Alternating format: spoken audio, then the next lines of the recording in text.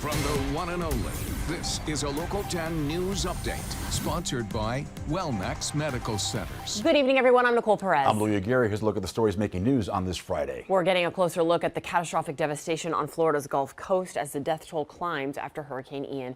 According to reports, the death toll is currently at 33, and sadly, that number is expected to rise. The damage caused by Ian is expected to reach $65 billion. Massive rescue efforts are now underway in Fort Myers. Nearly 100 members of Miami-Dade Fire Rescue's Florida Task Force 1 are now in Fort Myers assisting with the rescue efforts.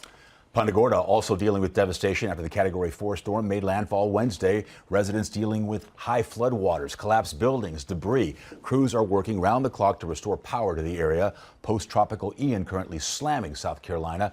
It made landfall as a Category 1 hurricane just hours ago. In Miami Beach, several people were hurt after a huge ocean surge at South Point Park today. The giant wave crashed across the park this morning, sweeping visitors off the sidewalk and slamming some into the nearby rocks. 4 women and 2 men were injured and taken to the hospital for treatment. A city spokesperson says the area has been closed off until further notice. Dolphins quarterback Tua discharged from a hospital in Ohio and now back in South Florida after suffering a serious head and neck injury during Thursday night's game against the Cincinnati Bengals. Tua was thrown to the ground and became motionless for moments, his hands contorting. He was then carted off, but was talking and had movements to his extremities. Earlier this week, the NFL said it would be investigating the Dolphins for its concussion evaluation process after Tua returned to the field following a hit in last Sunday's game.